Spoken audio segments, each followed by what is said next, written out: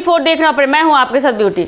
देखिए बता दें कि प्रशांत किशोर, जिन्हें आमतौर पर पीके के नाम से जाना जाता है, बिहार की राजनीति में एक बार फिर से नए तेवर और नई रणनीति के साथ उभर रहे हैं। अपनी राजनीतिक पहल जन सुराज के माध्यम से उन्होंने न सिर्फ एक वैकल्पिक राजनीतिक मंच तैयार किया है, बल्कि बता दें कि बिहार की जमीनी हकीकत को गहराई से समझते हुए एक ऐसा फार्मूला प्रस्तुत किया है जो राज्य की राजनीति में बहस और बदलाव का विषय बनता जा रहा है। बता दें कि बिहार की राजनीति में जातियों की भूमिका बहुत पुरानी और गहरी है। हर चुनाव में उम्मीदवारों के चयन से लेकर सरकार बनाने तक जातीय समीकरण बड़ी मुश्किल निभाते हैं।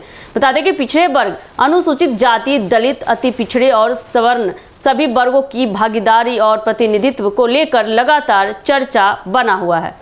खासकर लालू प्रसाद यादव और उनके बेटे तेजस्वी यादव के नेतृत्व वाली राष्ट्रीय जनता दल यानी कि राजद ने माई समीकरण यानी मुस्लिम यादव गठजोड़ के सहारे लंबे समय तक सत्ता में अपनी पैठ बनाए रखी। हालांकि बता दें कि समय के साथ यह समीकरण कमजोर भी हुआ और राजद पर आरोप लगे हैं कि वे केवल कुछ जातियों को ही तवज्जो देते हैं, जबकि जिसकी जितनी हिस्सेदारी उसकी उतनी हिस्सेदारी का नारा सिर्फ एक राजनीतिक हथकंडा बनकर रह गया है। बता दें कि प्रशांत किशोर ने अब इसी मुद्दे को आधार बनाकर अपनी रणनीति का ऐलान किया है। उनका कहना है कि जब समाज जातिवादी है तो राजनीति भी उससे अछूती नहीं रह सकती है। इसलिए उन्होंने जाति आधारित योग्यता का नया फॉर्मूला दिया है। बता दें कि इस फॉर्मूले के अनुसार जन सुराज पार्टी में टिकट या पद का बंटवारा इस तरह से किया जाएगा कि समाज में हर जाति को उसकी आबादी के अनुपात में प्रतिनिधित्व मिले, लेकिन शर्त यह होगी कि उम्मीदवार योग्य हो। बता दें कि यानी सिर्फ जाति देखकर टिकट नहीं मिलेगा, बल्कि उस जाति से जो काबिल उम्मीदवार होंगे उन्हें ही मौका मिलेगा। उदाहरण के तौर पर बता दें कि अगर बिहार विधानसभा की 243 सीटों में से जन सुराज को 240 सीटों पर उम्मीदवार उतारते हैं तो उनके पास 1000 योग्य उम्मीदवार हैं। तो वे देखेंगे कि किस जाति की आबादी कितनी है और उस जाति के अंदर कितने योग्य लोग हैं। इसके बाद बता दें कि उसी अनुपात में टिकटों का वितरण भी किया जाएगा। यह फॉर्मूला जाति के साथ साथ बता दें कि योग्यता को भी प्राथमिकता देता है, जो इसे परंपरागत जाति आधारित राजनीति से अलग बनाता है।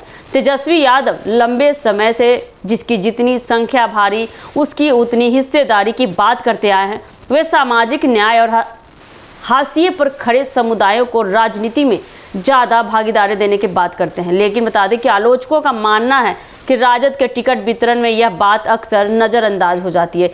इसी कमजोरी को प्रशांत किशोर ने अपने फॉर्मूले से उजागर कर दिया है। अब वे बता दें कि वही बात कर रहे हैं, लेकिन थोड़े अलग अंदाज में कर रहे हैं, ज़्यादा स्पष्टता के साथ कर रहे हैं। यानी बात करें तो तेजस्वी यादव के सामाजिक न्याय के एजेंडे को पीके ने अपने तरीके से हथिया लिया है और इसे एक नई व्याख्या देकर पेश किया है।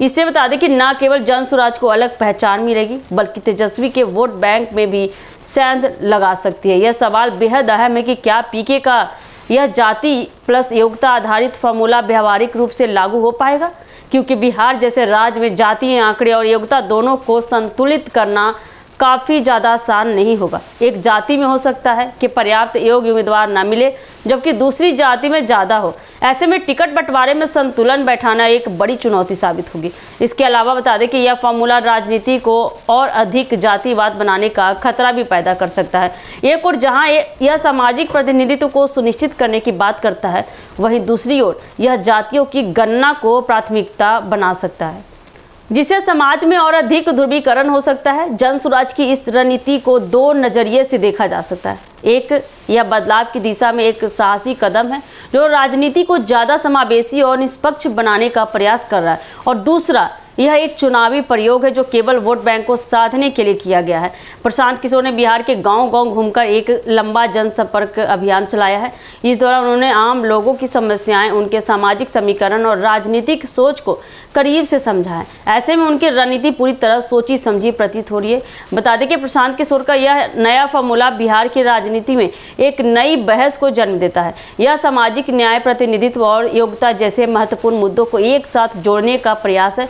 हालांकि बता दें कि इसे लागू करना चुनौतीपूर्ण होगा, लेकिन अगर यह सफल हुआ तो यह बिहार की राजनीति में एक नई लकीर खींच सकता है।